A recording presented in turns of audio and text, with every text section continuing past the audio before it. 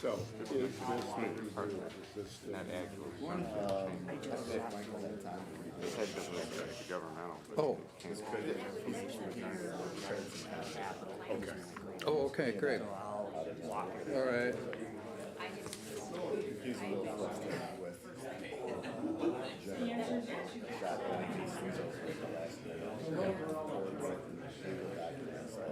When they say a partner, that he's agreements versus but there's no direct Right, implementation. yeah. Related to losing. Pam Harless has said that this is not even legal. Yeah. It's not that bad. We'll see. Always something. Yep.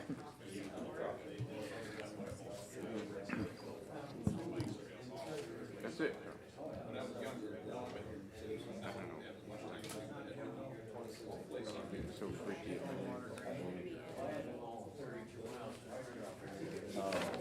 One of those things that was right now.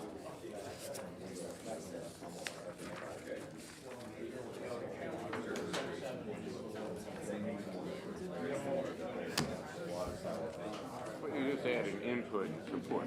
You're not, it's not a direct implementation of stuff.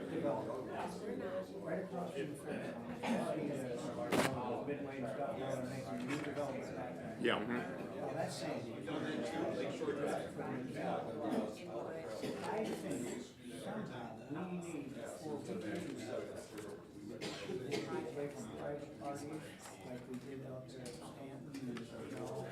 Good.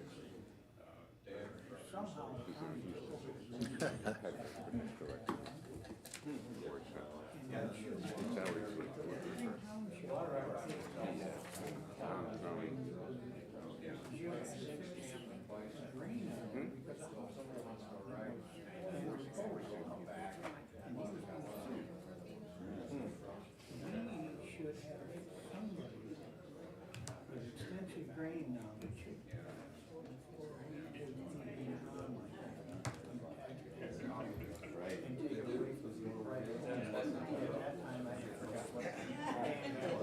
Yeah.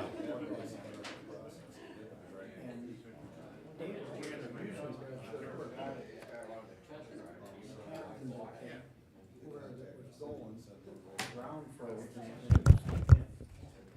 we got a thaw and it filled up and come. We accept anything. Yes. Yeah. That'd be a good idea.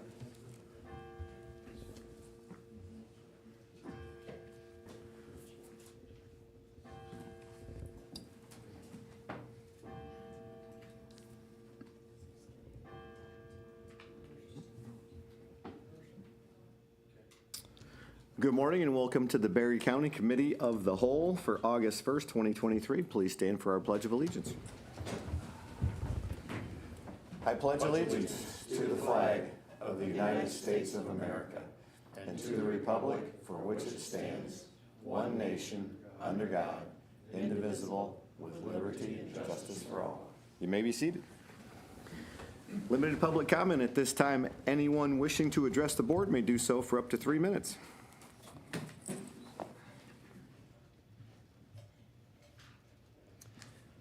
Hi, my name's Jamie Lewis Hedges. I'm the Executive Director of Berry Conservation District.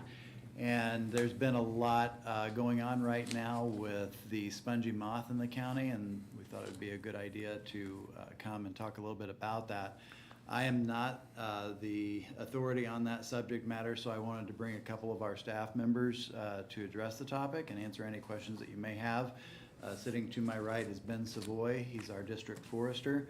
Has been taking a lot of calls about the spongy moth and has a lot of information on that. I also wanted to take the opportunity to introduce a coordinator of our strike team on invasive species. That's Sarah Hudeman. You may not know that the Conservation District is the fiduciary for the BCK, which stands for Berry, Calhoun, and Kalamazoo SISMA, which is an invasive species strike team. So she also has a lot of good information on this. I'll let her introduce herself. So Ben? Great, thank you. Yes, so spongy moth. If you would pull that microphone over in front of you, Oh, please. absolutely. All right, how's that? Perfect.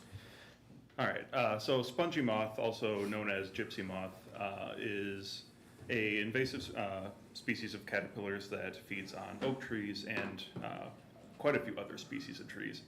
But it's been a problem for the past 3 to 4 years. It's been an outbreak cycle that usually lasts between 5 to 7 years.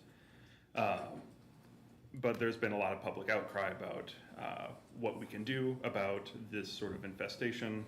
It causes a lot of really unsightly damage to oak trees in particular, where it completely defoliates them. It can cause some stunted growth in a lot of trees as well. It is normally controlled by a fungus that's in the soil, but because of a changing climate where it's less reliable rain in the spring, warmer temperatures leads to higher amounts of insect growth. It leads to these huge populations which are causing kind of a rain of insect dung to come down onto people's properties and a lot of leaves to be eaten. So a lot of people have asked me, what is the state, what is the county, what is Hastings doing about this problem? Which a lot of the times I have to say, nothing. The problem with a lot of these treatments is by the time we react to something like this, it is too late. The insects have either gone into their adult stage where they don't feed any longer, or the treatments that we do have available wouldn't be effective. So a lot of this is preventative spraying that would be the most effective thing to do at that point, which is done in the spring either by aerial spraying through helicopters or agricultural planes, or by a manual spraying onto smaller trees. It's quite costly to do, so often it needs a special assessment done to pay for it. I want to say the closest area I know that has done it is the township of Ada, that did about 3,000 acres, and it cost about $200,000 for that township to spray. So that is my input for what to do about the spongy moth. I'd be glad to answer any questions. Okay. During public comment, you usually have a 3-minute time limit, but because you guys are sharing some time, if any commissioner has a question, we'll allow interaction. Will the trees come back? I mean, like next year, will they foliate like normal? Yes, most trees can survive this sort of infestation. Okay. Additional comments? John? Is there any parts of Berry County that's worse than others? As far as I'm aware, it is a countywide problem. So. Okay. Mark? You can, the individual can treat it by their tapes or something that you can put around a tree, and burlap bags or something that where they accumulate and then you drown them or something? Is that the effect, or? Yes, there is some activities you can do during the feeding season where you can either tape around the trunk of the tree to capture the caterpillars as they're going up and down the trunk. But this is done during that active feeding cycle. Right now, most of the insects have gone into adulthood and are no longer feeding or moving. And so now they're in those woolly egg sacs. That's right. Yep, basically, and then those don't hatch for like 9 months or something. That'll be in the spring when those come back. Yes, the females are currently just laying eggs, and those egg sacs will overwinter and hatch in the spring. So you could scrape if you have a proliferation of egg sacs, good idea would be to scrape those into some soapy water or something? Yes, you can scrape off the egg sacs and destroy them however you wish. The easiest way to do that is with soap water. It immediately kills the eggs. Mike? I just wanted you to repeat something. With Ada Township, you said they sprayed 3,000 acres? Yeah, just about. I want to say it's somewhere between 2,700 and 3,000 acres that they sprayed. And that was about $200,000? Yes. Okay, thank you. One more question. How many years are we into this right now? This is about the 4th year of an outbreak cycle. So it may end next year. It may be another 3 years where it just depends on what the populations are like and what the current fungus control does to it. Just needs a lot of rain in the spring to get going, and then it causes a population crash, which basically eliminates the problem for the next few years. Is this becoming more frequent? Yeah, across my service area, I cover Berry, Allegan, and Ottawa County, and it's been a problem in those three counties for the past about 5 years. I appreciate you coming and giving us some more detailed information and education. Thank you. Thank you It's for my your pleasure. time. Thank you. Thank you, Jamie, as well. So, You have anything to add? I guess I'll introduce myself real quickly. Sarah Hedeman, the invasive species coordinator for Berry, Calhoun, and Kalamazoo County. So we're here to be a resource for the community about invasive species, including spongy moth. We're lucky enough to have a strike team for hire to help landowners control a select number of invasive species on their land. Right now, our main focus is Japanese knotweed. But any other questions about invasive species, you can come our way. awesome. Thank you. John? On the knotweed, is it getting worse or is it somewhat under control? Because I think we've been spraying that for 5 years, something like that. Yeah, it takes a few years to get it under control chemically wise, but we are covering a lot of areas, especially in Berry County. I believe we're doing the right-of-way areas soon to try and get that line of sight a little bit better along the roads. But even with chemical treatment, it can take, I think, like 3 years to get that patch down. Do you have people calling in about it Mhm. yet? Yeah, a lot of it, so. Catherine? I've noticed an increase in purple loosestrife, it seems, over the last few years. Yeah. It feels like we kind of had it under control for a while. Are you working on that as well? We'll have to kind of evaluate what was been done before and what funding is available. I know there's that beetle that can be introduced in some spots, but just getting a handle on where the worst is at and if it's just all over, and what we can do about it. So. Thank you. One other question? For Ben, so you're the forestry designate, or I guess for the conservation. People who have areas they think would qualify would contact you, and you then visit those and then judge whether there's qualifications for whether an area can qualify as a designated forestry area, and then there are cost sharing that you can do for invasive species, is that correct? Yes, so as the district forester, I can provide on-site assessments and referrals to local professionals and cost-sharing programs at no cost to landowners in Berry County.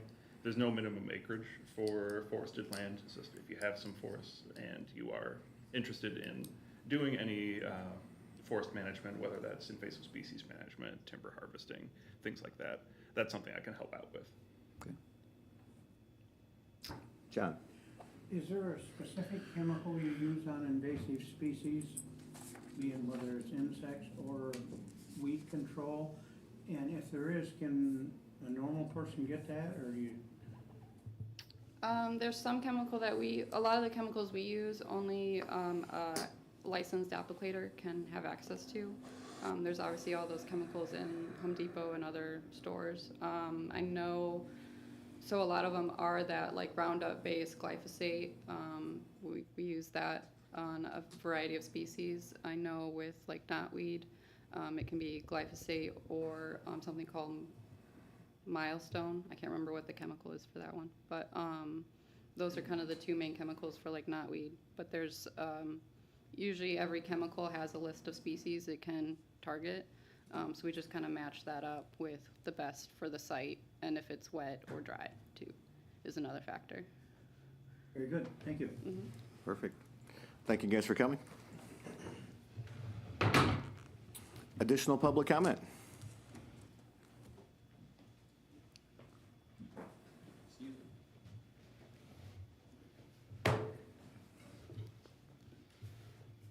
Time's already going. Gary White, Castleton Township, Nashville and stuff. I wrote down 4 things: careless, reckless, gang, spending spree. You've been here for 7 months as a commission, and you wasted no time making sure that you've maxed out anything that comes to fees or taxes. You find out you have a little bit of revenue, then you go out and spend millions of dollars. I said, I just look at what's on your agenda for later on today. It's going to be interesting to hear your comments and discussion on it. Why do I say it's reckless? You wasted no time in giving raises of a total of 7%. And what you did was expand the differences between the top and the bottom. It's going to be interesting how you do it. At the last meeting, you didn't represent the people, which is your job. I don't think you run the county business, but you represent the people of the county is what you're supposed to be doing, I would think. But then we hear that a resolution is not going to be passed because it's not the business of the county to represent the people and how they feel. 4, I believe it was, passed or unanimously voted with the party to put the 2A resolution in there. And we haven't had one stand up and say, yeah, this is what we want to do, this is what we need to do, this is what we said we're going to do. So I'm not sure if you call it two-faced or what you want to call it, or how you want to call it, but once again, I think we went from the Geiger gang of 7 that did very little but grow government to now we got the Jackson gang of 8. And as I said, careless, reckless spending as quickly as we can. So it bothers me. You seem to be on a spending spree. I said, when it gets to the other, I think it's your last agenda item, you're going to be talking on abolishing a committee. So I'm just wondering, where are we at? Where are we going? Representing the people, is that not your number one responsibility? Not growing a business? When you grow a business, you want added revenues. You want to make things bigger. I don't think Berry County government needs to get any bigger. You actually need to look at getting smaller. I don't believe anything's going to be said about the state of Michigan. I'm not one that goes around kissing butt to get something, but the state of Michigan, in their $81+ billion budget, gave on a $35 million request for a jail, not 1 red cent is what I've been told. Are we going to hear about that today? Thank you. Thank you. Is there additional public comment? Hearing none, we'll move ahead with our agenda. Dave Pellin, approval of the fiscal year 2023-2024 Child Care Fund Plan and Budget. Good morning. Morning. How are you all doing today? Good to see you. So, I'm Dave Pellin, Deputy Court Administrator from across the street. I haven't been in front of you for a couple months, so I thought I'd come back, talk about the Child Care Fund budget this morning. So, would you like me to give a little summary, or? Please. Okay. So, every year the state of Michigan requires that we submit our Child Care Fund budget materials to them through a program called MySACWIS. It's a Michigan statewide automated child welfare information system. Yes, I did have to look it up this morning because I wasn't quite sure what it stood for. But we began submitting our materials in June, including our program descriptions for probation in-home programming, our budget materials, and then also our program certifications to ensure the state that we understand what's expected when we provide programs like in-home care and basic grant programming. So submitted most in June, some 3 weeks ago, and the final step in the process here, final steps, are to bring our budget before the board in the form of the 2091 Child Care Fund Summary, which is in your packet, and request permission for, or request the board to authorize the chair to sign. The only caveat to this is the state of Michigan has not technically approved our 2091 and the components, the 2094 budgets yet. I don't anticipate that they'll not approve them, but I just want to let you know as a board that it's possible if they want to make changes, that I may end up back before you if they would want to increase the budget for any reason. The budget is due to the state by August 15. That's why I'm here before you today, rather than waiting until they formally approved the budget. So with that being said, there are no major changes to our budget for this year. We've actually reduced it just slightly. The residential placement and detention placement we reduced, as we haven't been using those as much over the past few years. Although it's important to note that I believe the detention budget's at 100,000, the residential budget's at 450,000, but at $500 a day, which is what some of those placements can be, it doesn't take much to cause the staff to change our mind and come back before you again. But for now, we've decreased those as a way to try to save. With all that being said, does anyone have any questions? Questions from commissioners? Dave, has, I see out-of-home care, in-home care, and county court-operated facilities. Has Berry County ever had county-operated or court-operated facilities? Not to my knowledge. I've only been here for a year and a half, but I know Inez well, and I knew Bob Nida, and I'm not aware that they ever had a facility. Okay. I'm reading that the state seems to be interested in developing more of that there seems to be a shortage of placements in there. Well, it's interesting because the truth is, regardless of what the state says, there are plenty of beds all over the place. They don't have staff to work the beds.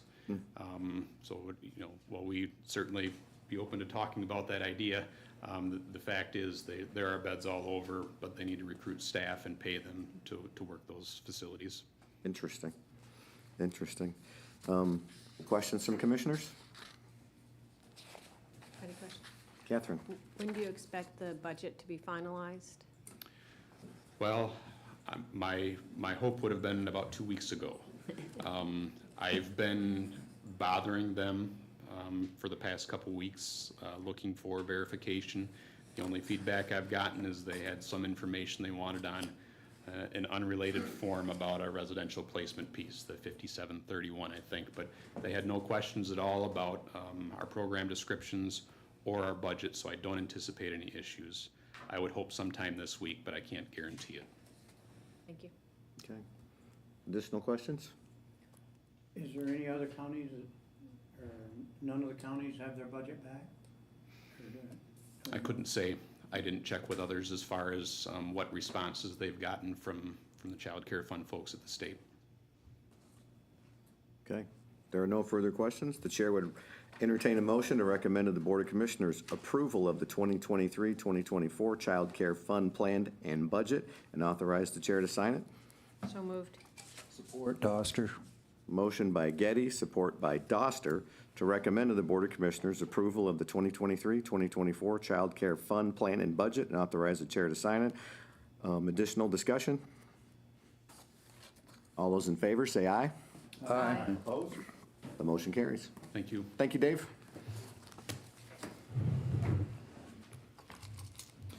Next up, Michael Brown, he's in agreement with General Capital Group.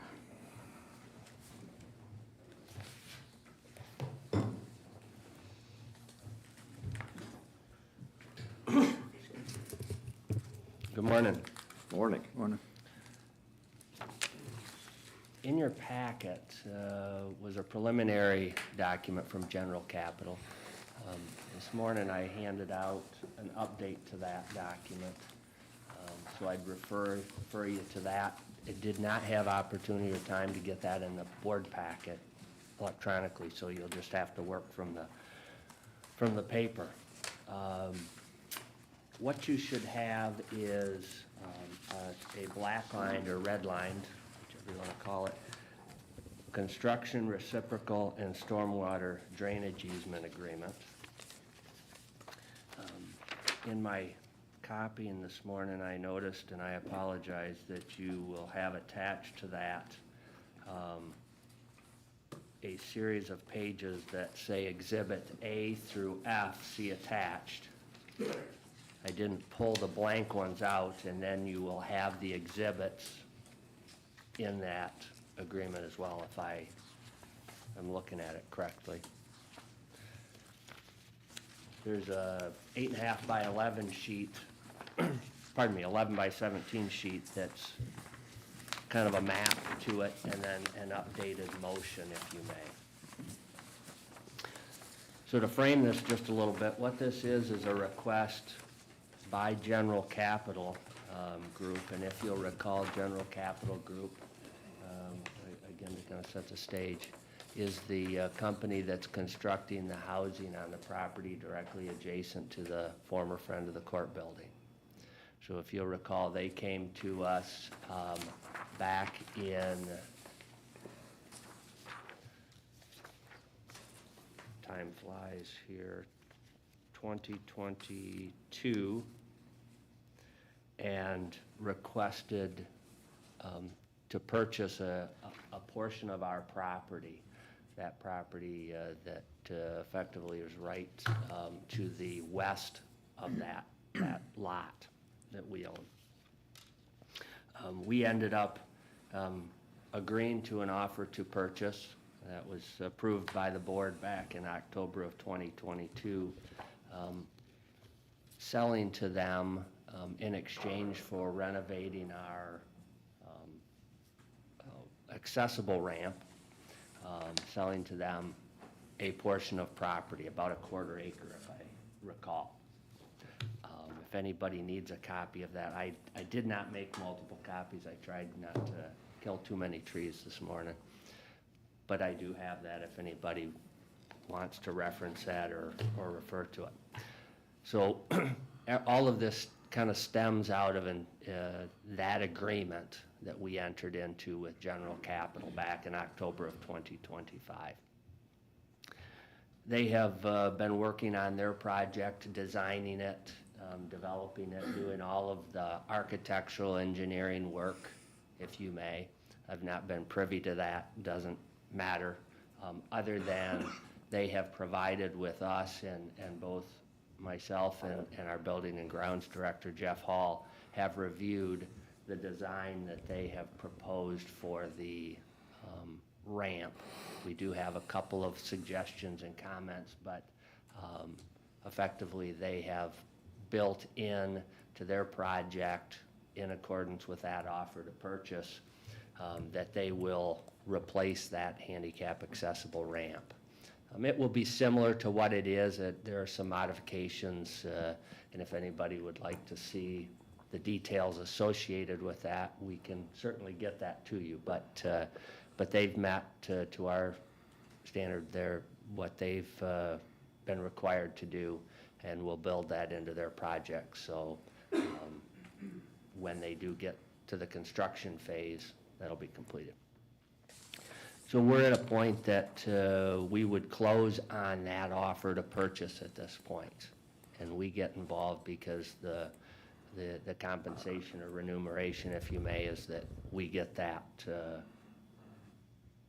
ramp. Late last week, actually early last week, I guess, because the packet went out on Thursday, we received from General Capital this document titled Construction Reciprocal Access and Stormwater Drainage Easement Agreement.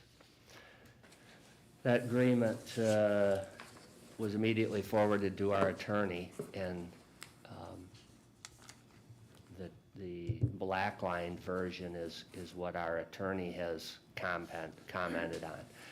That being said, this easement agreement does a number of things, and I'd like to walk you through it for just a minute. General Capital would like us to enter into that agreement. They had requested administratively. I don't have the authority to do that, and as well, there are some additional things that were not contemplated up until this point in the discussion that I need to walk through. So if you'll maybe refer to the sheet that has my drawings in green, blue, and yellow. To get your bearing real quickly, as you're looking at it, our building is in the upper right-hand corner. So what about, and then you'll see that the proposed building that General Capital will be constructing is located the north and west corner of the building. There's an existing building, the Adroni House Bed and Breakfast, which is on the southeast corner of the building. And then our parking lot is sort of where that green highlighting is. And Gen Capital's new parking lot is gonna be where the blue and yellow is. What the easement, if you refer back in the agreement, make sure I got my notes correct here.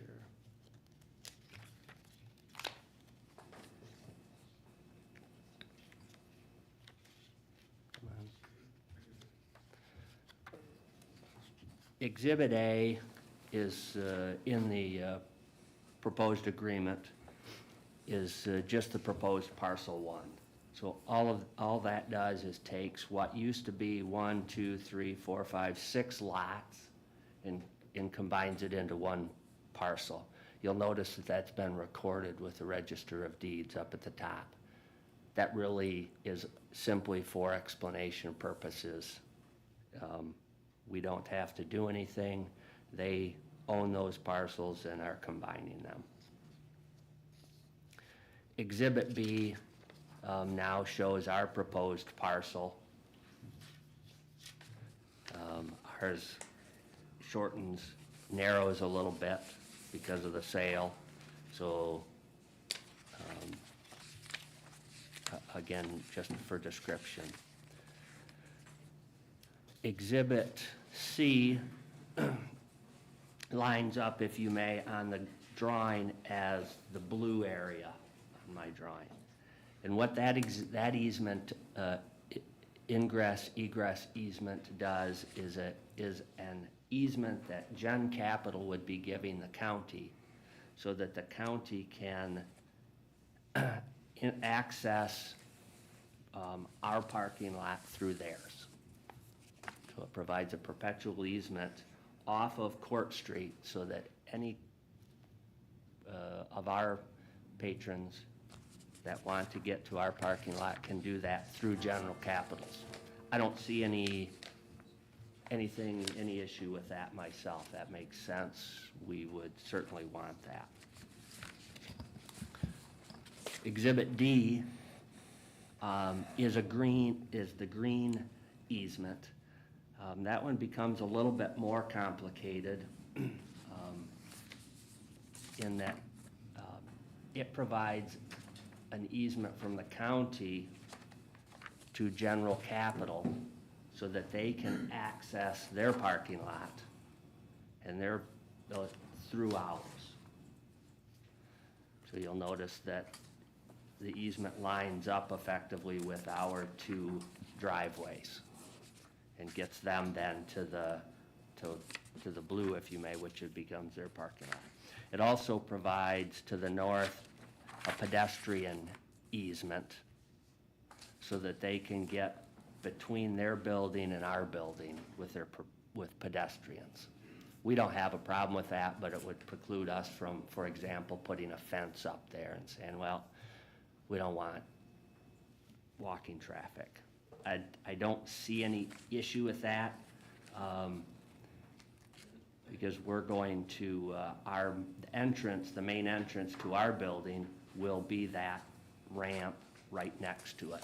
So I don't know why we wouldn't want to allow walking traffic and make that open. If there's problems associated, we will deal with some other way than to just barricade it off, if you may.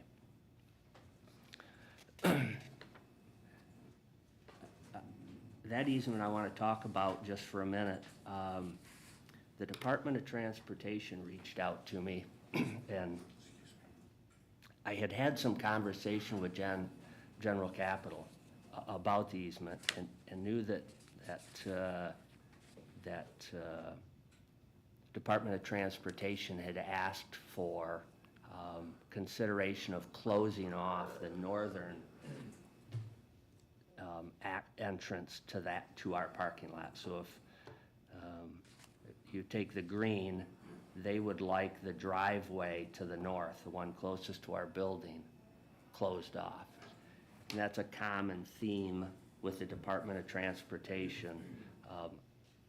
And why Department of Transportation gets involved is because North Broadway is an M road, Michigan Highway Road. So since there are two access points and we are so close to that corner, again, they have requested that be closed, that northernmost entrance be closed off. Gen Capital would like to get this project done and is maybe saying, let's defer that. Let me back up. My response to Gen Capital is, we don't know what we're doing with that building at the moment. We don't know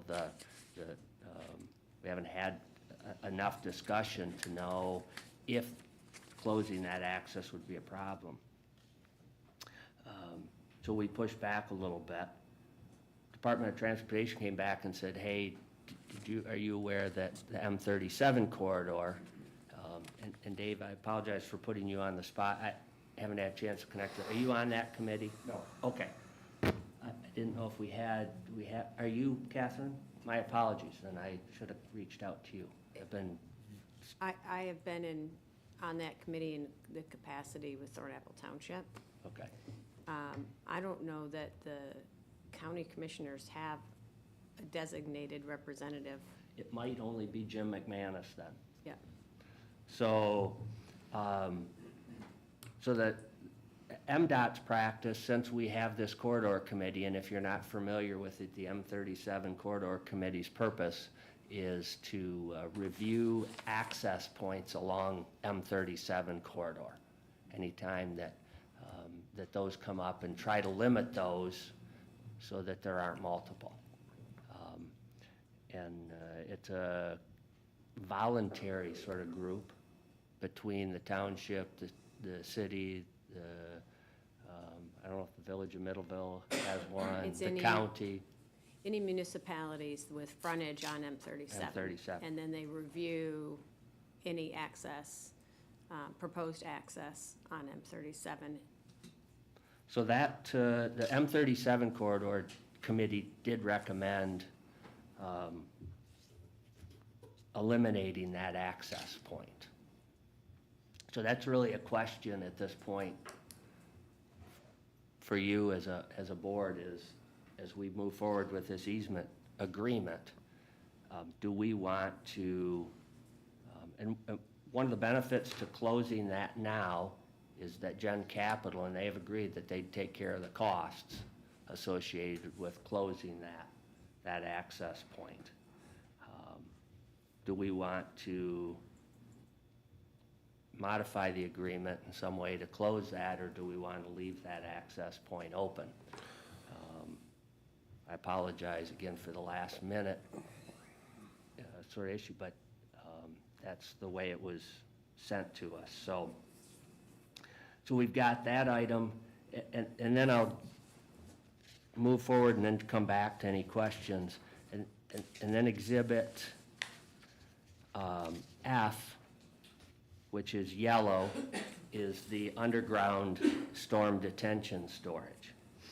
So the yellow area represents in this an easement that Gen Cap, well, it's reciprocal. We need to provide access to our parking lot so that they can put a detention basin in, a smaller one, a catch basin, I guess more likely, that will then provide our stormwater move into their detention storage unit before it then goes out into the city and state storm system. The city has required, it's part of their code, that General Capital put in place this underground storm detention storage unit. So this is providing an easement to us. They're providing us an easement for our stormwater to go into where currently, it's my understanding, it just flows onto the vacant property that exists.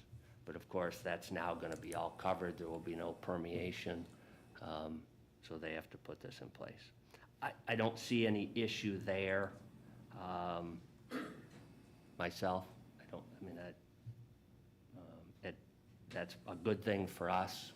It's necessary for this project to go through and go forward, so I don't see any issue there. Maybe lastly is the shaded area of parking lot. You'll notice that there are shaded area that goes into our lot. Kind of represents maybe a sideways T or, what that is that they're gonna have to come in and tear up some of our lot, and they'll just repave that. Jeff and I have talked about, and it wouldn't be this summer, potentially next summer. The county may want to look at the same time redoing the remainder of our lot so that it's done. But that's what that kind of grayscale area into our lot represents, is that they would just come in and repave because of work that they need to do. So I'll stop for just a minute and try to answer a question, make sure what's going through my head it makes sense to all of you. Well, reading that lengthy request and easement agreements, is it just me, or does it seem like those need to be individual easement agreements? Well, it's a great question. Our Register of Deeds was reviewing the agenda and did have some comments about this, that it's not in a recordable form. She made the comment, one, it just riddled with errors, and she's correct. You'll notice that there were a lot of corrections after we had our attorney take a look at it. But there were two ways, I think, to solve this. One is to title it slightly differently and record it as one, or separate these out. I guess what I would do is once we get to the point of what we want to approve or allow, I would just work with our attorney in General Capital to put it in whatever form meets the Register of Deeds. Is this time sensitive for General Capital? It is, they're saying it is. Yes. Okay. But that being said, and we'll move as quickly as we can, but we've got to get it right too. I mean, we received this, I think I got this a week before they wanted to close. They had said, well, we want to close here's the material, and we want to close next week. And it's like, it just doesn't work that way in our business, right? Does not work that way. I don't have the ability to just sign things, and so I think that the one that is most critical to them is the underground storage piece. If I understand right, that's what's most critical at this point with the city, so that they can keep moving forward. You'll notice, I think they're out there today clearing some trees. They have, it's my understanding, some conditional approval to clear trees and do some things, but not to begin any construction until they have this underground storm water piece in place. Okay. Which I don't see any problem with. I don't see any problem with the blue easement. I think it really comes down to the green, and do we want to? Well, that was my next question. Is there any reason that we couldn't have a right turn only out of our parking lot? Versus, right now, I think it's a free-for-all. You can go any way you want. Can we limit that, or can we request the scope of that, where you could put signage there versus closing that off completely? We can. I Do think we that- have the option to request a change in that and not close it, or is it something that has to be done based on the corridor committee's recommendation? I don't know the answer to that, in that because time was, I just wasn't given a lot of time. I reached out to MDOT. It's a permit process, and I don't know if they are saying if we don't, they'll deny the permit. I'd like to do a little bit more work on that one and understand it and potentially come back. I agree. I just don't know it's not I haven't worked with them in the past, so, my guess is with signage, the response that we'll get, and Dave's involved in planning, may have a better insight and agree or disagree, is that there's no enforcement mechanism. That is the problem. We can put the signage up, but what they're trying to avoid are the accidents that occur. And if nobody's, the only way to kind of avoid the accidents is to just completely stop it. That's my concern, is I think that they'd say signage just, I mean, we've all seen it, right? Where even on 28th Street coming out of some of the malls, they force you to go one way with barricades and people are still doing a left turn. So, Well, we're gonna have two exits and two entrances. We can come in from Court Street. that's correct. Okay, so, and we can also come in off Broadway, That's correct, or exit the same way. yeah. And the chances are, it's gonna be easier a lot of times, unless you're gonna turn and go south onto Broadway. You're trying to go north, good luck during that busy time, okay? So sometimes it's easier to go out of the parking lot and go down Court Street, go down towards Kmart Plaza, and maybe turn left onto Green Street or something, on the market on the green. So I don't object to closing that one side off if that's, makes more sense. Yeah. Is there room enough there between the parking spaces for two cars to meet? Because I feel you're gonna get a fair amount of traffic out of the unit over there too. And then when we fill this FOC building, we're gonna have people parked there too. Is it gonna be congested? I can't remember how wide the driveway is there. Can two cars meet? I'm pretty sure that they can. I'm assuming over there where Capital's gonna put that driveway in, that's gonna have to be fairly wide, right there, so one could come in, one could go out.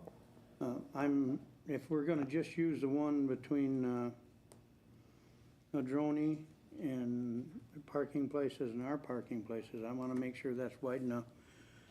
So if somebody's coming out of the rental units and someone coming in, we don't have a ball up. Well, maybe that could be part of it, maybe we could widen that, right there. Dave? David? I think, one of the biggest questions I have is, what does it do to the utility of that lot for our use purposes? And can, in fact, we redesign that lot to make it a better situation for everybody? I don't have any issue with theoretically closing the north entrance, but I would want to make sure that we know that what the impact is going to be on the utility of that lot. And if there's a way to make it better for everybody, then we can turn this into a win-win situation. I agree. I think if you close the north lot, there's a lot of opportunity to redesign that parking area. Yeah. Because if you just close it, well, then you're gonna have a dead end in that lot. My guess is that a traffic engineer would be able to produce as many or more parking spaces with better flow within that space. That would certainly be my hope. Mr. Chair. Mark? Overall, I don't really see a lot of problems with this proposal, other than this closing of this one entrance. Progressive was the engineer on this. I've dealt with them many times. I have a lot of faith in them. You said Mark Nettleton reviewed the document from Micah Myers. I've had a lot of experience with him. I have a lot of faith in that. But this north entrance, maybe it's because personally I have parked in that parking lot over the last 30 years hundreds and hundreds of times because of my role as a public defender here over that period of time. This is a very safe parking lot, a very safe entrance in. I've never had any sort of problem. And I think I understand MDOT's concern on paper of it being too close to the intersection, but it's a right-hand turn into that lot. If it was on the opposite side of the street where it was a left-hand turn where you have congestion immediately after going around the corner, I would think totally differently on it. It's not any closer than Walgreens entrances on the opposite side of the street. I mean, they're allowed to have an entrance and an exit that I think are probably just as close. There's and we don't, like you said, we don't know exactly what we're doing with the building at this point. To cut off this opportunity and to redesign the lot at this point, I think it's premature until we know what we're doing with the building. It's aesthetically nice having an island in between. You can get a car in and out of both of those simultaneously. I would like to see that kept at this point.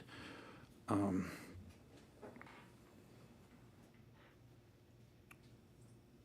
had another thought, but I'll think of it in a minute.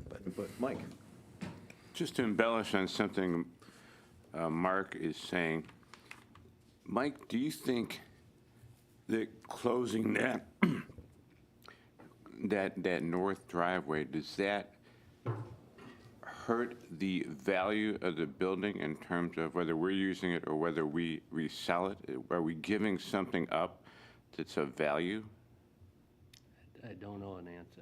Good question, but I'm not sure I have an answer to that, or a good answer.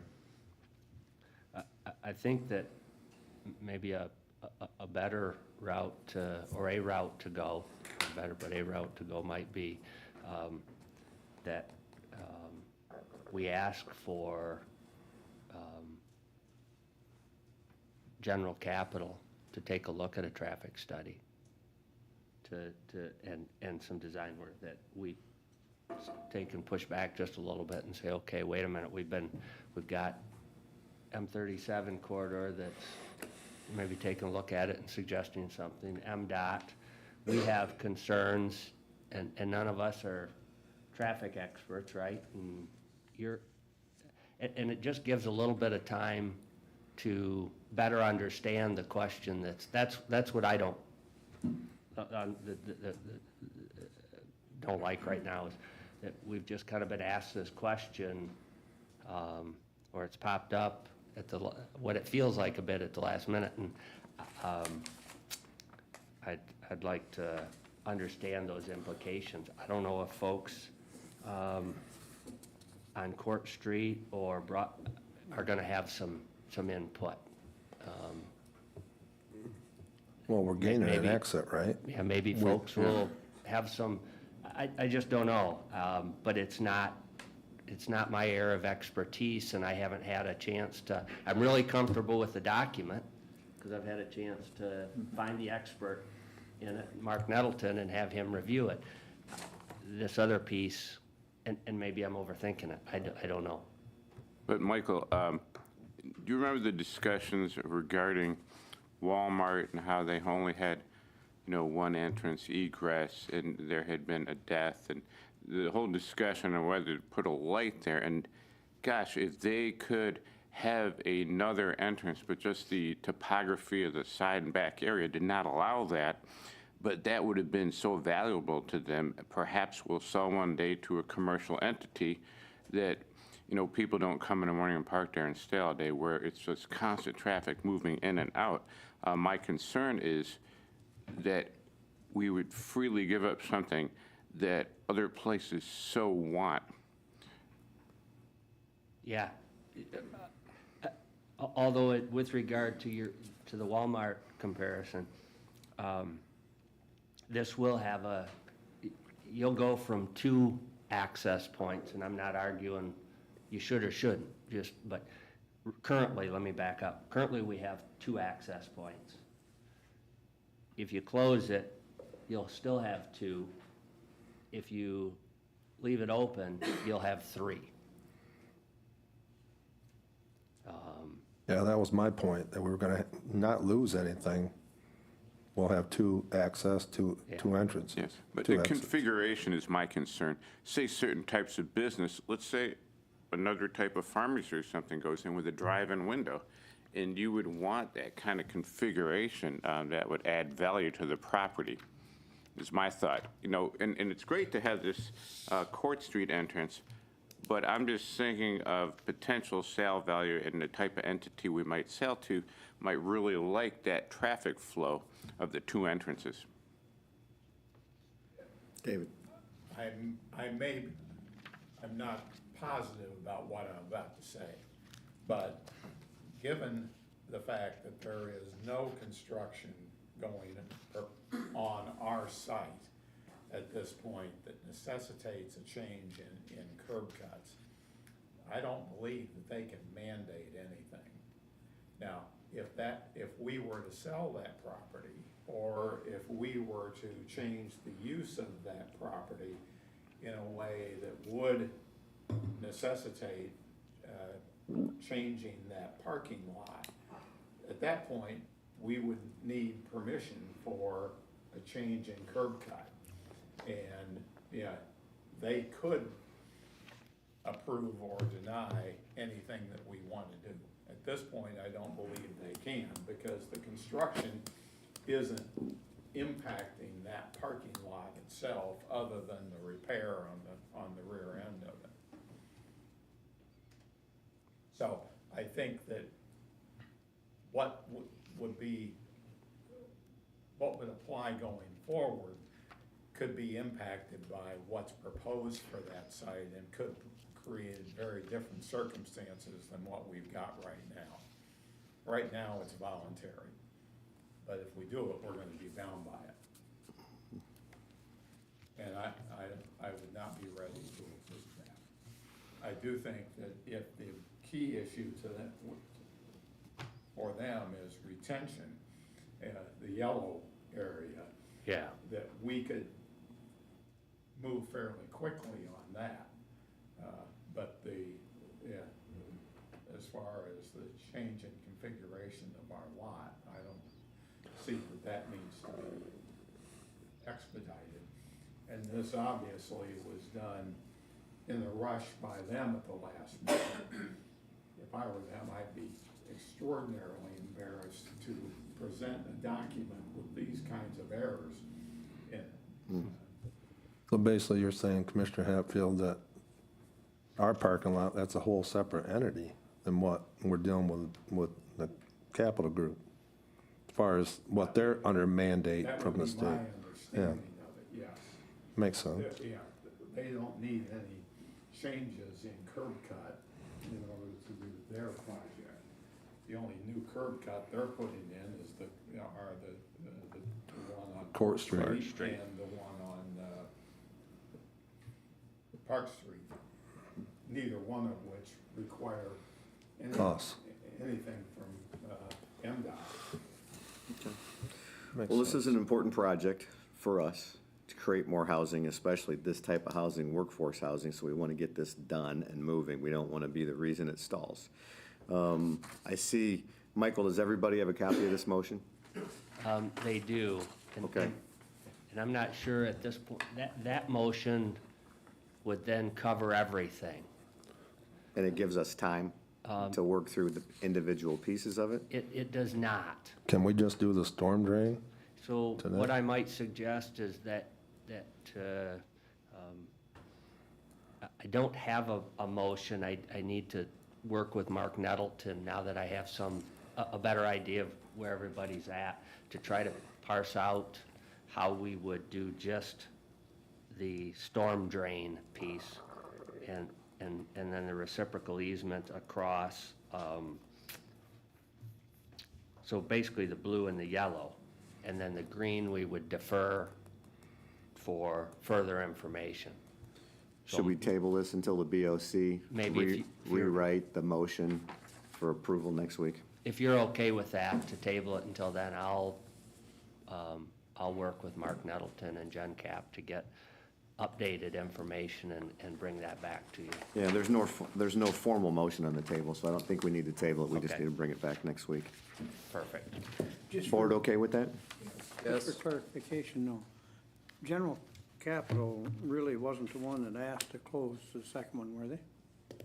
They would like to keep it open, actually. That was Yeah, the okay. 37 corridor. Just wanted to Yeah, make sure I had it's, that right. and Department of Transportation, so, But, yeah, as was said earlier, they're always going to favor fewer curb cuts rather than more curb cuts. So they're gonna take every opportunity they get to try to request, closures of duplicate driveways. I don't believe in this case, they can mandate that. Okay. But to be clear, they make those recommendations based on statistics and public safety. And so they're not malicious recommendations, they're based on their traffic studies and the data that fewer curb cuts provides more safe environments for traffic, so.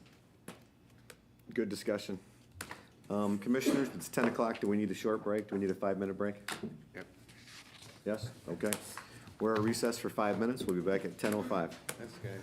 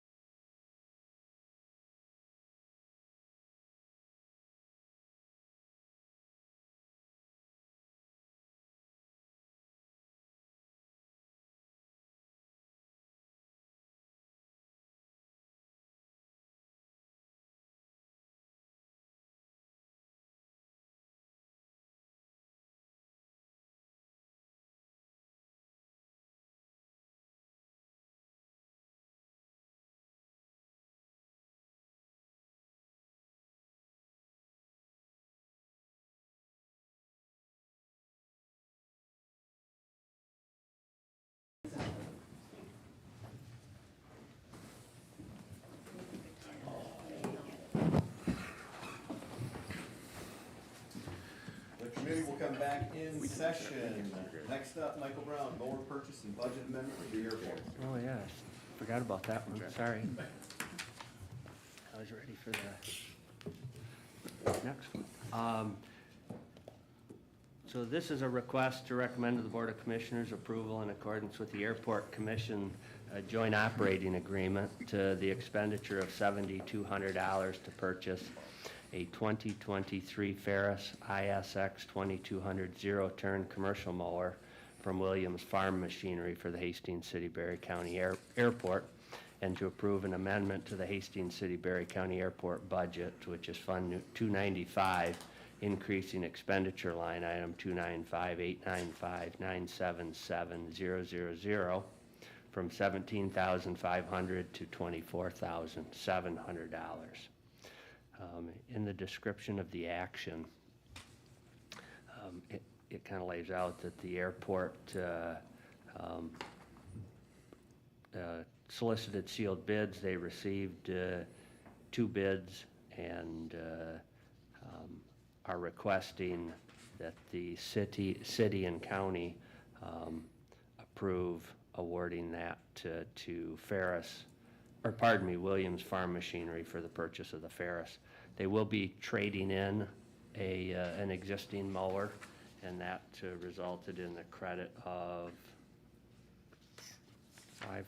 $5,000 for that trade-in. So I'd try to answer any questions that you might have. John, any input on this? No, and it's explained well here, and we have to come to the county if it's a purchase of so much. It has to come before this board. Anything else, But, Bob? no, but the airport is paying for this. Nothing to do with county money or city money. Further questions? The chair will entertain a motion to recommend to the Board of Commissioners approval in accordance with the Airport Commission joint operating agreement of the expenditure of $7,200 to purchase 2023 Ferris ISX 2200 zero-turn commercial mower from Williams Farm Machinery for the Hastings City Berry County Airport, and approve an amendment to the Hastings City Berry County Airport Budget Fund 295, increasing expenditure line item 295-895-977-000 from $17,500 to $24,700. So moved.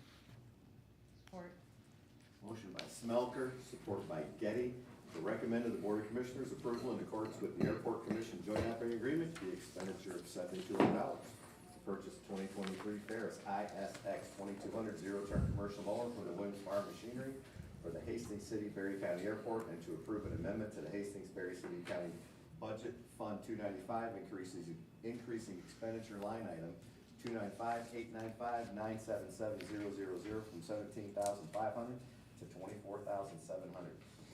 Additional discussion? All those in favor, say aye. Aye. Opposed?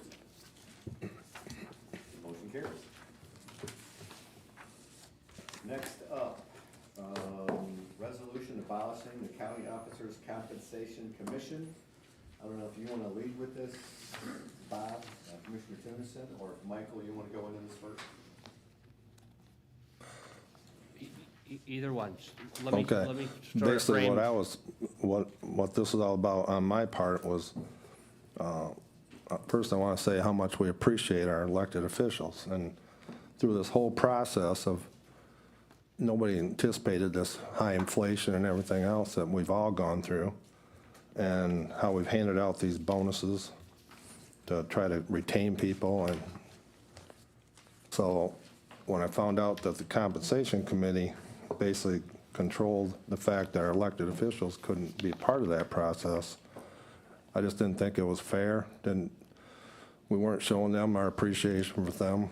And I just wanted to put back in our hands to be able to, even though we can't give them anything, but at least we can state that going forward, it will be back in the commissioner's hands after 25. So that's why I wanted to put it on there to discuss it. Michael? Yeah, so the Compensation Commission, just from a background perspective, has existed on and off over the years. I think when I started 28, 29 years ago, a Compensation Commission existed. At some point, the board abolished the Compensation Commission and went back to determining the compensation of elected officials themselves. And then in I believe it was 2017, it was reestablished. And the compensation for elected officials has been determined by the Elected Officers Compensation Commission in accordance with state statute since then.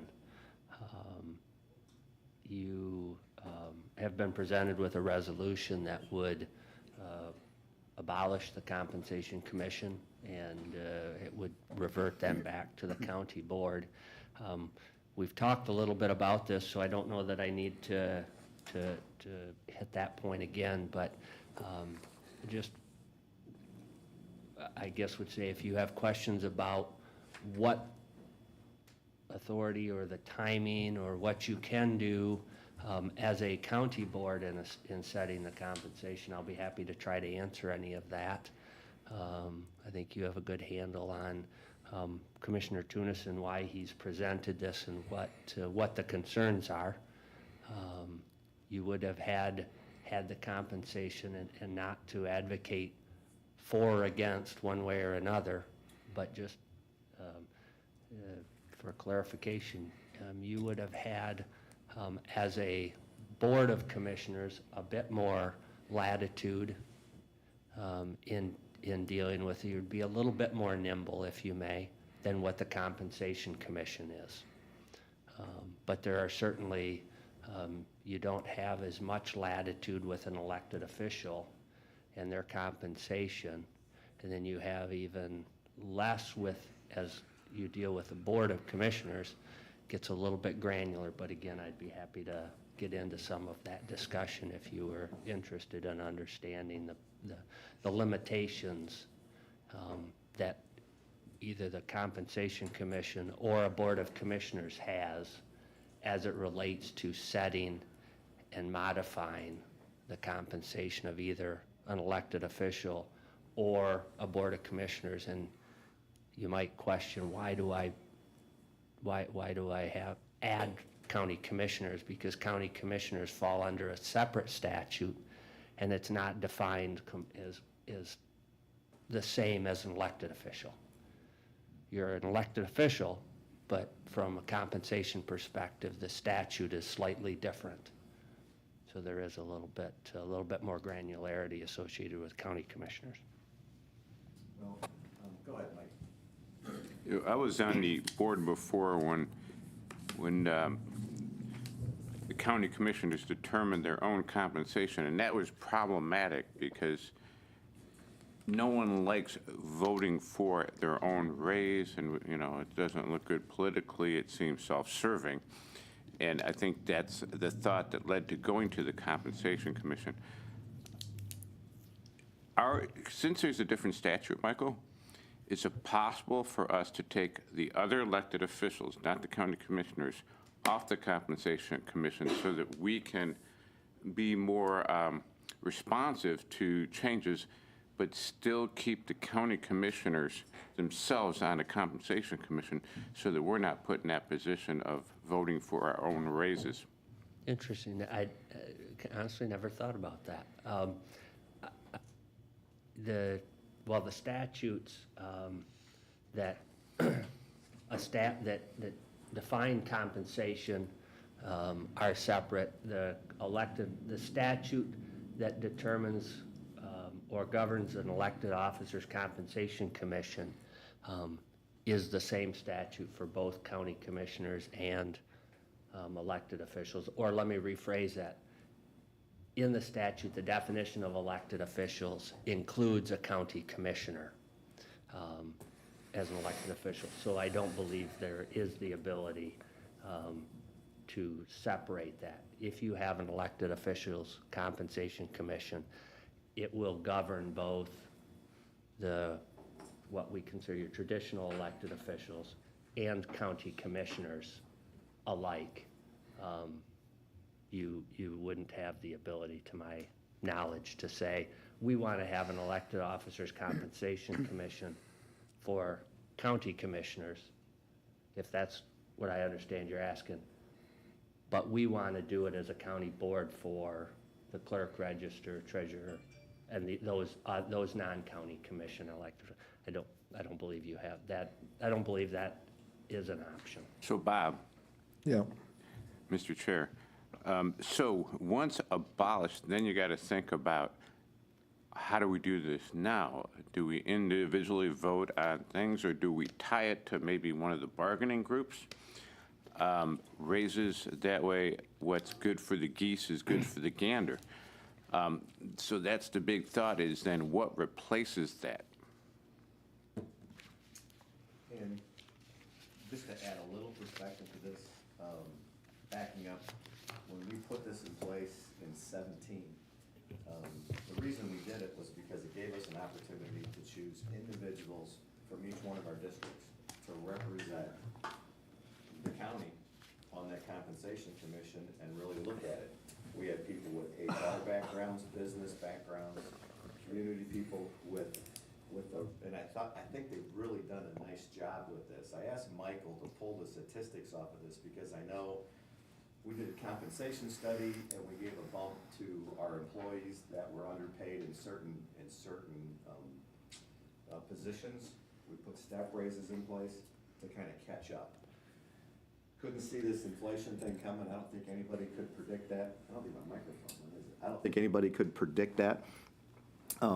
But just to pull this and see, I think part of it is that there's a sense of unfairness with what happened, that certain employees got this, elected officials did not. But just so you know, to give you some historical perspective, the first elected officers compensation commission, for an example, the sheriff's salary in 2019 was $90,616. The sheriff's salary after the 2020 went up to $96,193 for 2022. Today, the sheriff's salary for 2024 will be $100,048. So it's gone up literally about $10,000 in that time frame. So we haven't left them behind. It's not like they've been ignored, so that's, John. What about the clerk and the treasurer, if they went up on the same percentage? Treasurer, $66,196 in 2019. The treasurer is at $76,854 in 2024. The clerk was $66,624 in 2019. The clerk is at $79,327 in 2024. So they have not been left behind. When I think there's a sense of unfairness, and I get that. But I think our compensation commission has really done a good job in evaluating that and continuing to increase the pay of our elected officials commensurate with what other county employees have gotten. And the other thing looking forward is, I also think that this is a public body, and they're gonna hear testimony and public comment from individuals when the compensation committee meets next year. And they will look at this and they will have information that says, hey, county employees got an additional 7% that elected officials didn't get, and that can be taken into account. So although it's a short-term, unexpected consequence for it, I don't necessarily think that our elected officials have been treated poorly, that they haven't been completely forgotten about. They've been compensated fairly well over that 6-year period that this has taken place. And I think there's an opportunity for them to get more compensation with this compensation commission going forward. So I don't see a sense that this is hugely unfair. It's just delayed, and it's unfortunate that the statute limits us to what we can do. I don't know that I'm willing to throw away what we've created with this, because it's working very well, especially with some of the leaders we have on that compensation commission, as a permanent problem, and as Commissioner Carlton pointed out, it opens up a whole nother line of work for us to think about as far as how you're gonna compensate yourself, elected officials. Are we gonna create an ad hoc committee to do that? I mean, there's a little more thought process that goes into what happens next. So, I mean, just a little perspective on that, so. John? When we had our wage and compensation study, I think now I'm talking full-time elected. Yeah. Department heads, clerk, treasurer, register of deeds. They did not get the raise that our department heads got. Now, generalities. The department heads got about a $20,000 raise, you're talking about a $10,000 there, approximately. I think they got shortchanged there. They got shortchanged on the bonuses. They couldn't get bonuses. Now they're getting shortchanged for about 2 years on percentage-wise of raises, and there's nothing says that they're gonna get them. You're saying employees got $20,000 pay raises? I don't think that's accurate. Over the period of that wage scale, our department heads got a fairly good-sized raise. Okay. Including the bonus. is what No, you're saying. this is way back before you got here, Bob, with the wage and compensation It's package. just you and I left, isn't it? Yeah, so, yeah, but I agree with Bob, and I think we were elected to make these decisions, and we I voted for the committee that's there, but I think that we should be doing this ourselves. And I agree with Mike, it's not easy, but we can vote for full-time elected employees' raises and make it right. And then maybe we can get a civilian committee to do the commissioners. Right, Or, yeah. I got to admit, I Is didn't that take possible, this Michael, job for the to money. have a separate? But 'cause I I'll tell mean- you, if we don't bring our full-time elected employees,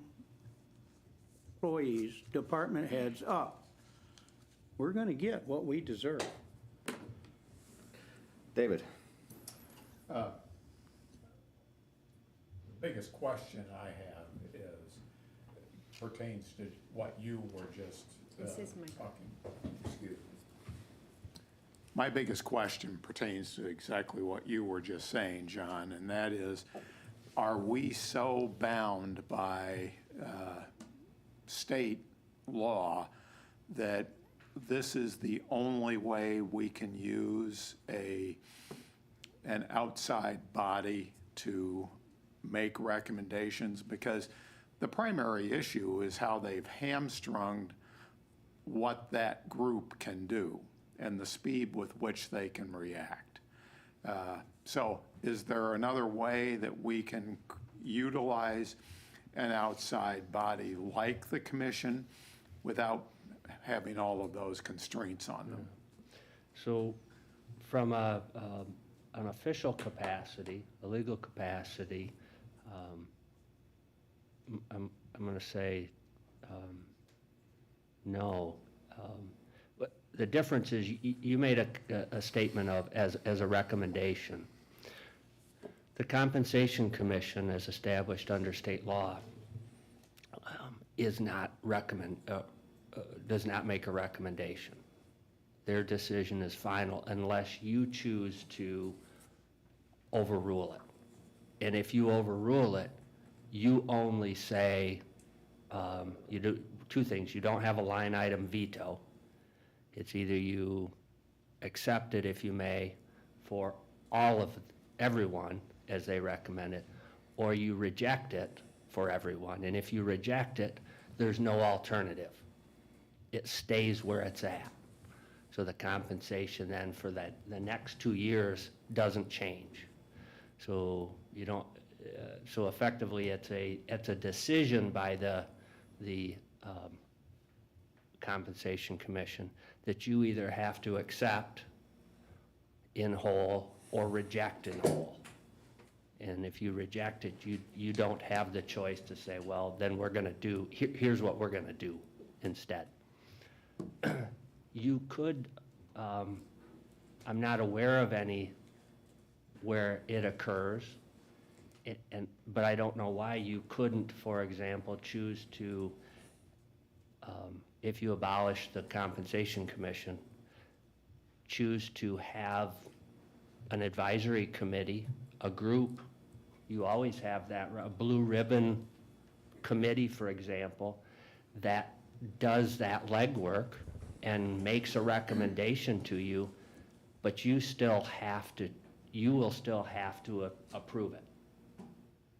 You will have to decide, yes, and approve it. It will effectively be your decision, just recommended by, where the difference with the compensation commission is, you're sort of, if you don't like a little bit of it, or you have to weigh that against, can I live with the little bit that I maybe don't like?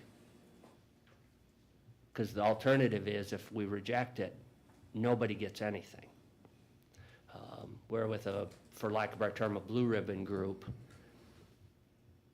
then you're still have that. You can adjust it, you can do a lot of things with it, and you have to make the final approval. So I don't know if that answers your question and helps it all.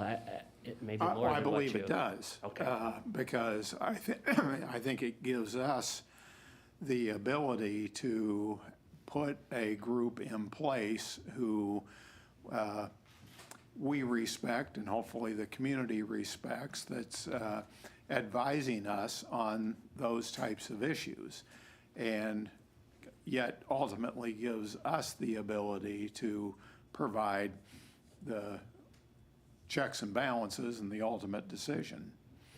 Because to me, the issue, the problem with the commission are the additional stipulations that the state has inserted that don't work well in certain economic situations. Yeah, I think, and again, I'm to risk inserting myself into sort of as the philosophical discussion of this. I maybe bring more just information, remembering I'm on this side of the table. I'm an advisor, right? Not a decision maker. But what I bring is some of the history I've seen. I think that what's become the consternation at this point that you all have to grapple with is we haven't seen the need to be as nimble as we have since, post-COVID. And absent that, it's really been more a political preference. Do you have somebody else make that decision, an outside citizen group, kind of to Mike's comment, about your compensation and others, and then you either have to accept it or reject it, or do you do that yourself? And that's why we've had it over my career for a period, and then we haven't had it, and then we've had it. It's just a little bit more preference. But now all of a sudden you come to post-COVID and the need to do some things with compensation that we hadn't in the previous 26 years, 27 years. And it now is left a group, and arguably an important group of our employees behind, if you may, not necessarily behind in wages. I just haven't been able to address those needs. And I don't know that the compensation commission, I think when the compensation commission statute was framed, it didn't anticipate these extraordinary situation or circumstances, and it was framed for a need at that time, and now we've got a little different need. David? A follow-up question. Does the current wage level that has then been set by a compensation commission also tie our hands if and when there's a vacancy in one of those positions? So, if I'm answering the question right, when there's a vacancy during the term, the compensation will remain what it is. So the board doesn't have, the compensation commission, let me back up. The county doesn't have the ability to diminish an elected official's wage, whether you have a compensation commission or not, during the term of that elected official's office. And whether it's the same elected official or there's a vacancy and a new one comes in.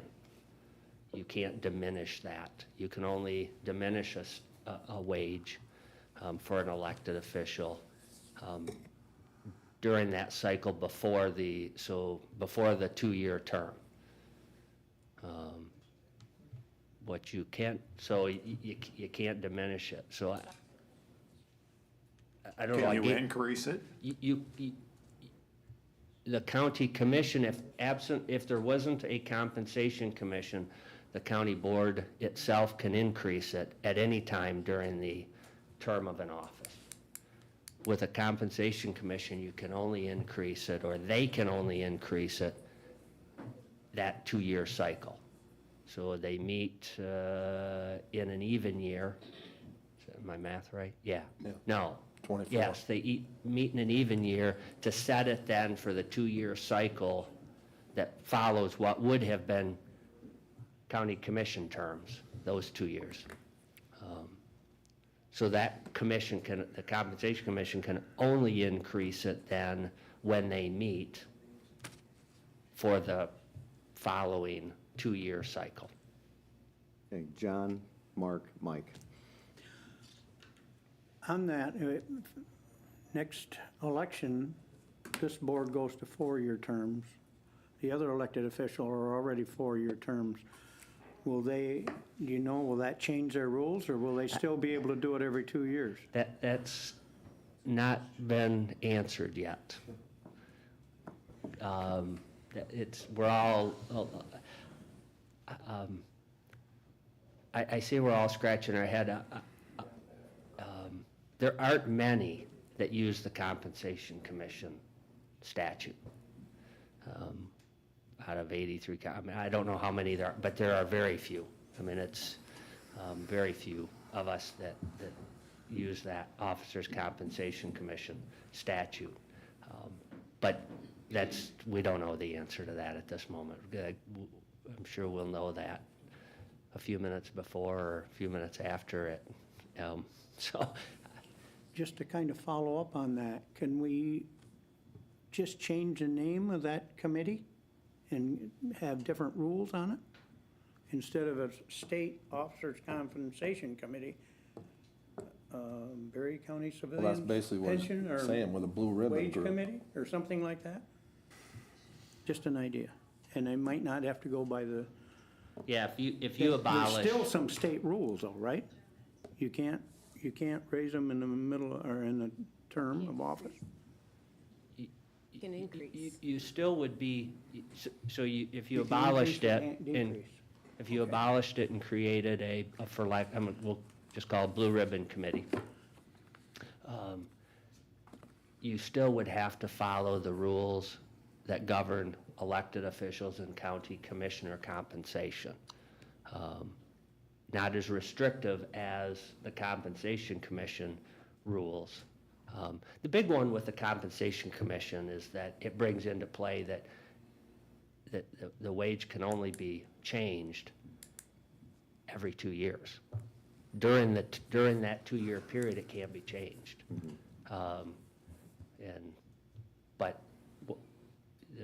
So you would be able to change it during the term, but you can't diminish it. You can increase it. Compensation for commissioners, although I don't think that's necessarily critical to the discussion, I don't know that can even be increased during the term by you, so. All right, Commissioner Doster. Let's see, my understanding of Public Act 485 that set the Compensation Commission regulates that. Their determination can basically be vetoed by this board, but it requires 2/3 of the whole of the board, not necessarily 2/3 of those present, which would be 6 commissioners. Even if only 6 commissioners were present, it's very, very difficult to and then it just, the way that you explained it, it just negates what they did. It doesn't then give the board the power to make a different determination. Correct. That's pretty cumbersome. Did the Compensation Commission, this resolution says that they met in 2022. Did they do that? The Compensation Commission? Yes. Yeah, And then they made a recommendation that was then not vetoed by the board? that's correct, At the end of this last year? correct. And it apparently didn't have anything in it for the county commission itself and the board members. I don't have that I didn't keep a copy. I think they, You see what it says? 12,859 in 2021, 13,116 in 2022, 13,378 in 23, 13,646 in 2024. Oh, okay, so there was an incremental change of some Yeah, sort? it's 2%. And I think they 2%. followed the 2%. bargaining agreement Oh, at okay. 2%. All right. yeah, that's the impression I got. They followed the bargain But, agreement. but all elected officials got 2% too.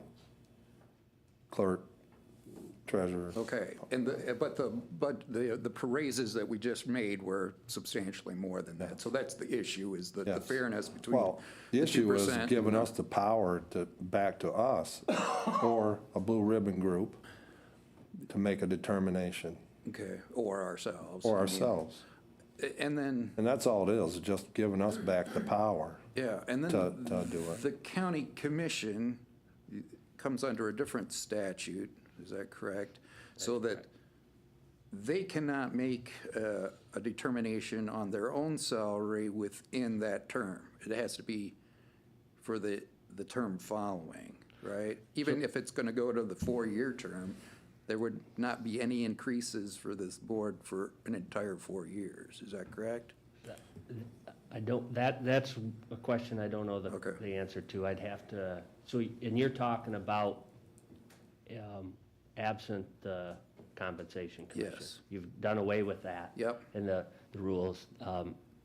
I'd need to pull that and do a little bit of Okay. research. It's been a while.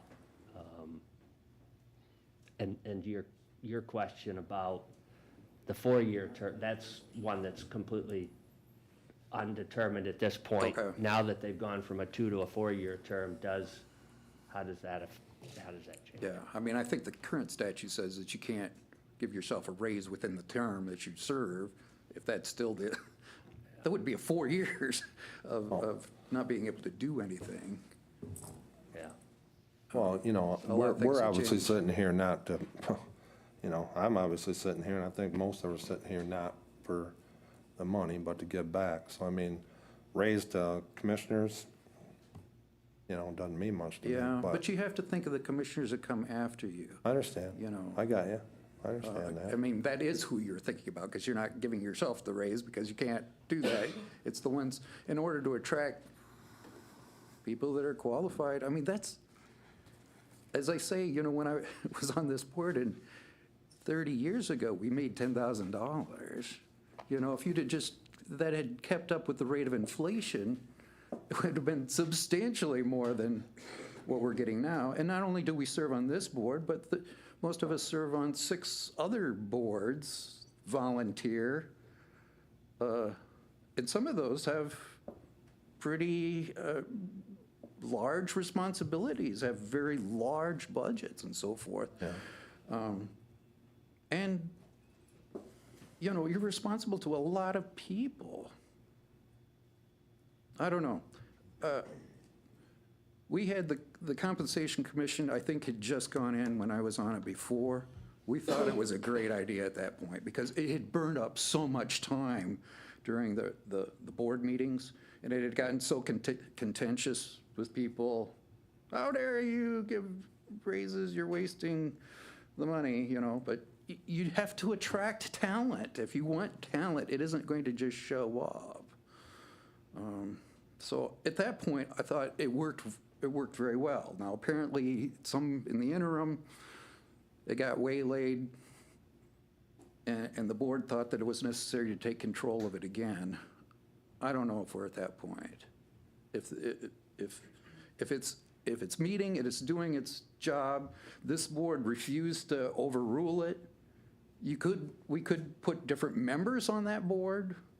You know, if we're unhappy with certain people or their philosophy or something. I'm not for wasting 3 months of the board's time at the end of every other year, you know, if it comes down to that. And that's what was occurring right before it was created, I think, but. Mr. Colton? I'm prepared to vote to get out of the compensation commission, but only because it's not working for us. I agree, it's not working for us. But need to have in place what we're going to go to. And we can talk about a blue ribbon committee. We can talk about linking it to a bargaining group, but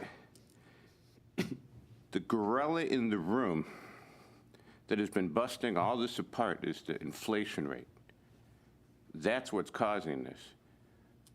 Can we just directly link it to the economic index of the inflation rate and then forgo all these committees and forgo linking it to a bargaining group, because that's what's causing this whole thing in the first place?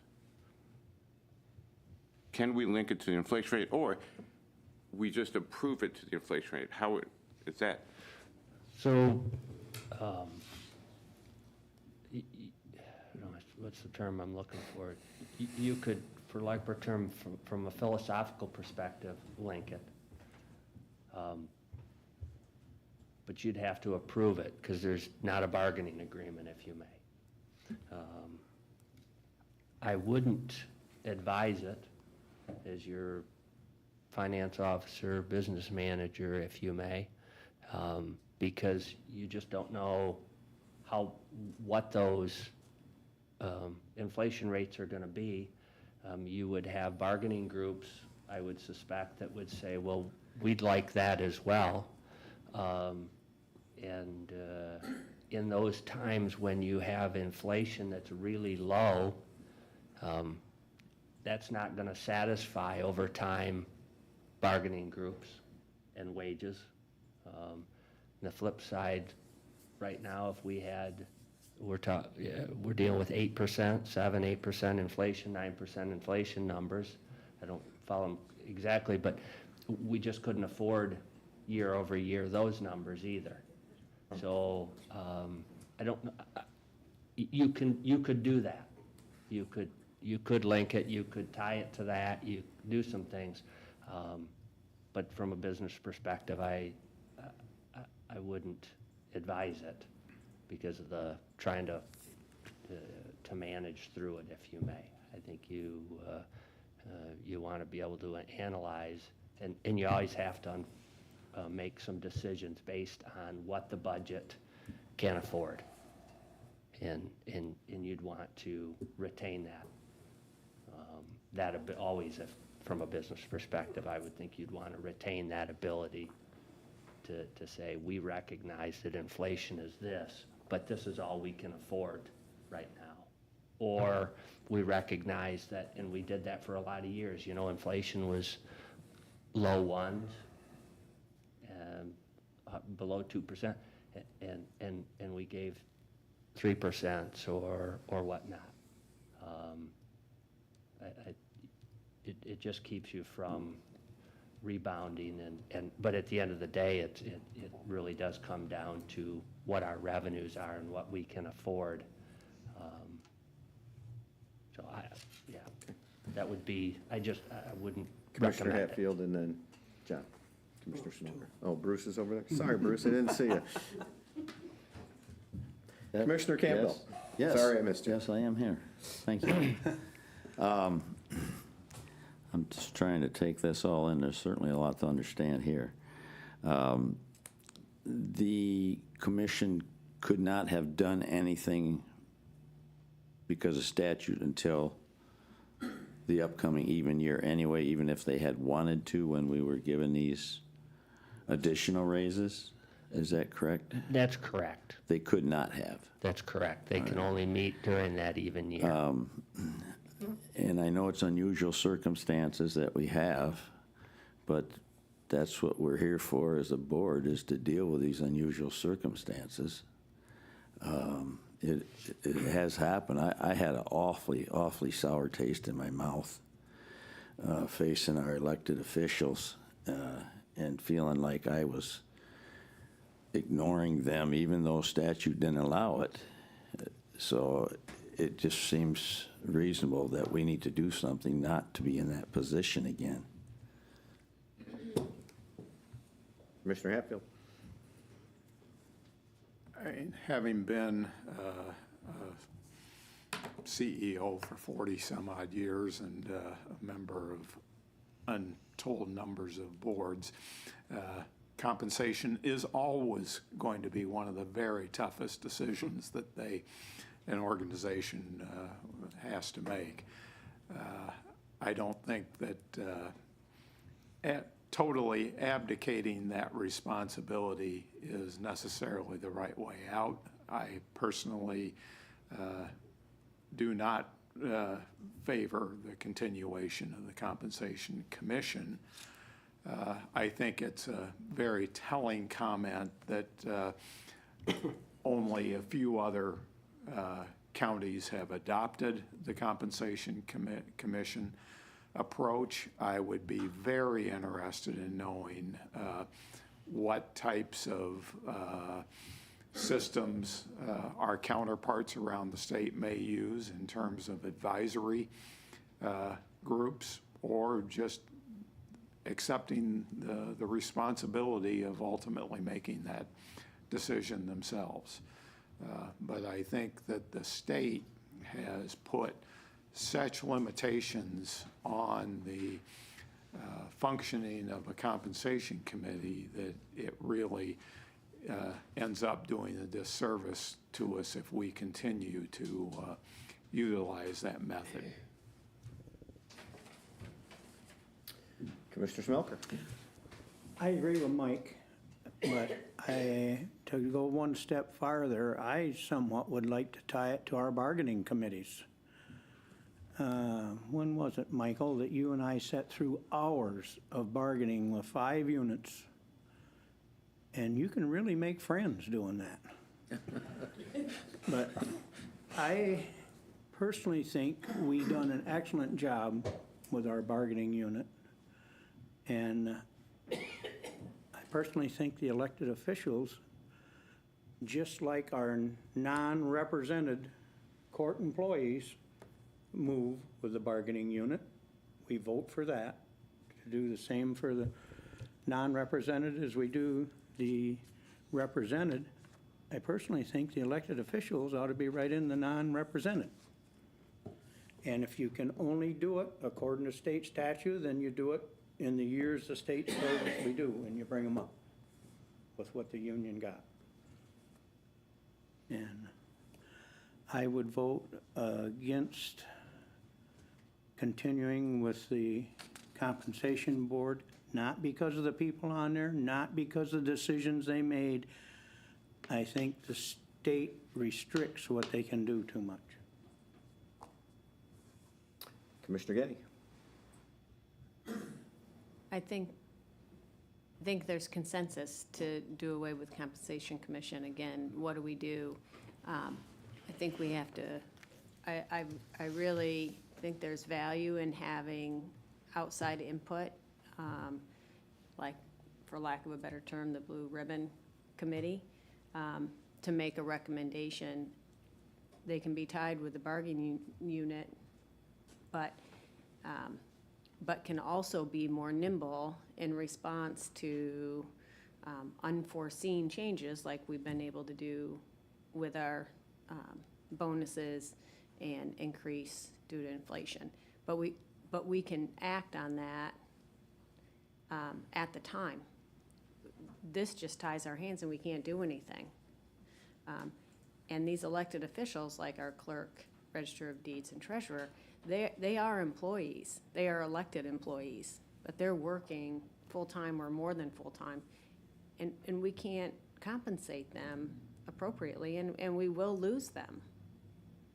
So I'd be in favor of being able to make those hard decisions, take our lumps as necessary, but we shouldn't abdicate our responsibility. Five. Full-time elected, sheriff, drain commissioner, treasurer, surveyor, prosecutor, clerk, register of deeds, and 8 county commissioners. They don't fall in full-time. So, Yeah. Yeah, the prosecutor and the sheriff's the ones I forgot. But I think we need to, like Commissioner Doster, we need to look at our commissioners, the next term of commissioners. If we want to attract people to sit in these positions that are qualified, I think the compensation needs to be appropriate for the responsibilities that we all have, because it's not just Tuesday mornings. okay, further discussion? We're ready to vote on this. Question, sir? Yeah, is there a motion on the floor right now? There is not a motion on the floor yet. Okay, then that's when you ask for further discussion, then, right? Correct. Is that when public gets to comment? If you would like to comment on it now, I will allow comment now.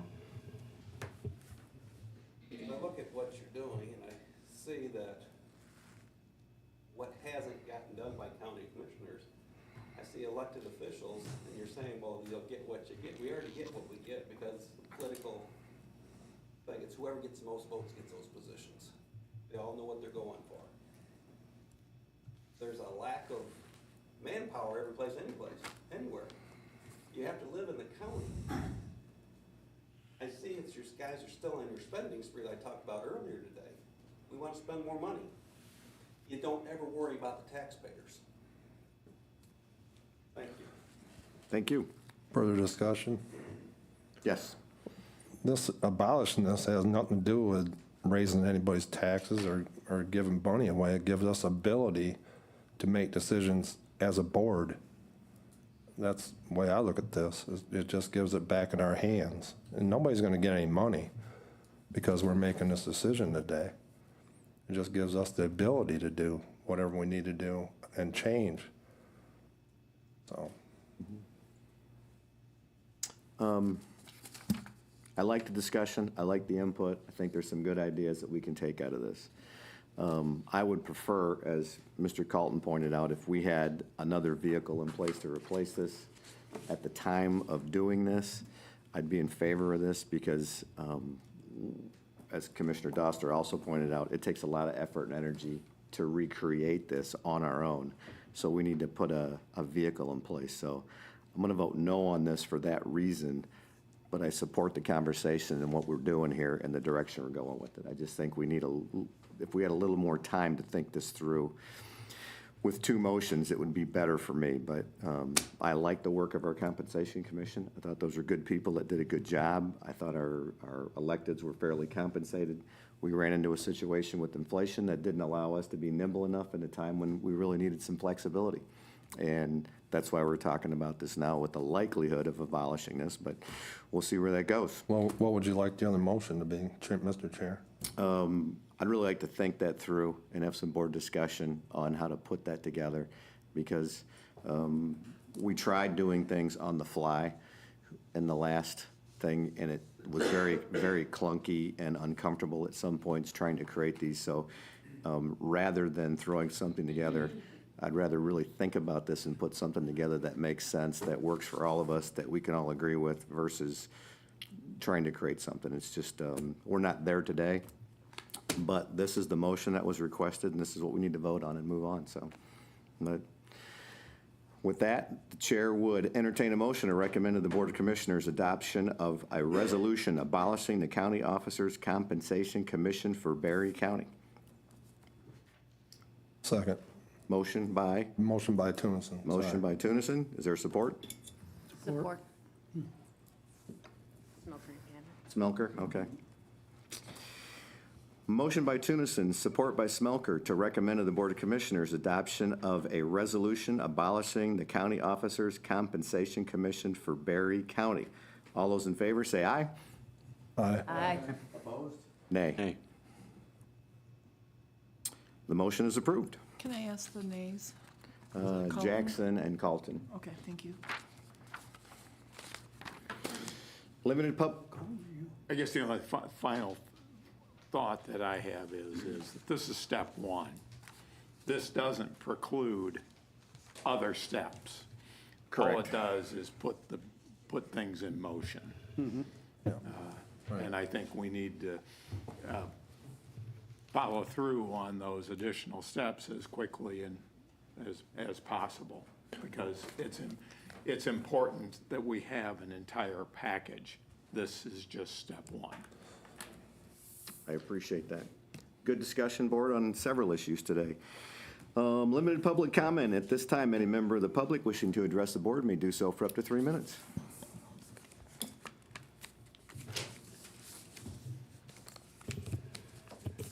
It doesn't appear to me that you've alleviated any of the inflation on the taxpayers of Berry County. You haven't recommended any, well, just got their taxes here in the mail just, not too long ago, right? There's a 1% administration fee off of the taxes, so it's really a tax on a tax. Why don't you, I don't know, vote to eliminate the administration fee to help the people of Berry County out that you're supposed to represent? The only thing I ever hear from you folks is how we've got to do something for the employees due to the inflation rate. We've got to have, we're getting more revenues in, but you do nothing for the community, right? We just keep on going and going, raising taxes, maxing out millage rates. You know, Vicksburg actually had a $500,000 decrease here a couple of years ago. The village of Vicksburg, $500,000 decrease in their taxes. When have you done anything for the people of Berry County when it comes to taxes besides max out the millage rates? There's some things that I heard at the township that hasn't gotten back. I'm not sure if Representative County bring in concerns. It was like the one that came from Maple Grove about after the people vote no, why the commissioners move forward to spend money anyways. Mike Colton's my county commissioner, and he did not bring in, I brought in the, why don't we have planning commission in regions or something. That came from Castleton Township. He didn't say nothing about that, right? So we had no discussion about what comes in. I had another person off a village say, well, we get to hear what they're doing, but they never ask us what they can do for us, right? What have you done for the other people? I said, it's really frustrating to watch my taxes go up, and the only people that are being concerned about the employees and the elected officials. We don't care that the taxes are going up on the people of Berry County, do we? I'm just amazed that there's nothing that you can do for the people of Berry County with tax reductions.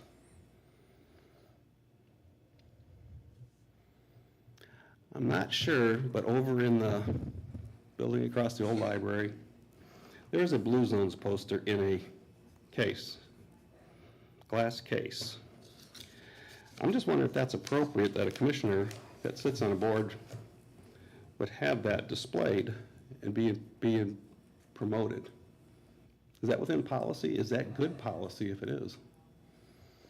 I'm not sure. It's been there for quite a while now.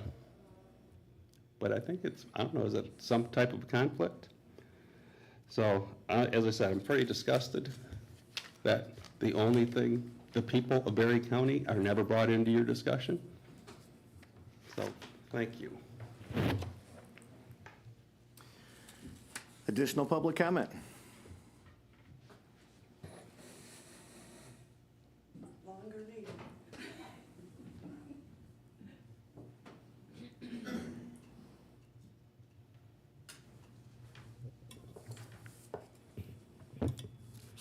Sharon Zabrowski, Carlton Township, also a taxpayer. And I want to say to you, thank you for taking this first step. It was said that our elected officials have kept up with all the other employees. I think there was something that was forgotten. All the other employees got a bonus. The elected officials did not get a bonus. So they did not keep up with the other employees in the county. And the reason they couldn't get a bonus was because of the compensation committee. So for that reason, I am very happy to see that that is going to be gone.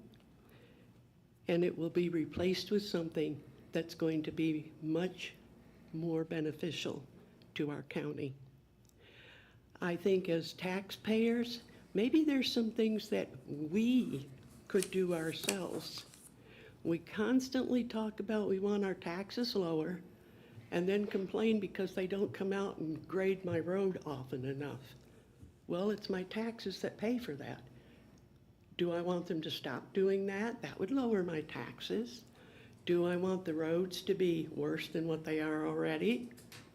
Not really, but that requires taxes. No emergency? I pay taxes for that. I want to keep that. I may not ever need it, but my neighbor might. So when we start talking about taxes, we get what we pay for. And if you don't pay for it, you don't get it. Thank you. Thank you. Additional public comment? Thank you. Commissioner comments. Commissioner Doster. I'm wondering at some point we could circle around to the idea of the windows for the FOC building. I don't know what happened to that. And also some sort of an update on the ARPA funds. I'd like to know, have some ideas what's going on there. Thank you. Commissioner Carlton. Commissioner Getty. Commissioner Smelker. I've said enough. Commissioner Tunison. I've said enough, too. Commissioner Campbell. I just agree with Mark. I think we ought to, as long as project's in full force over there, it's a good time for us to be looking on moving on what we're going to do to preserve our building over there now that we've decided to keep it. Commissioner Hatfield. Good to be back with you. I just want to thank all of you for your expressions of concern during my absence. We're taking your bike away. So. My wife already has. All right, there you go. Thank you all for coming. We are adjourned.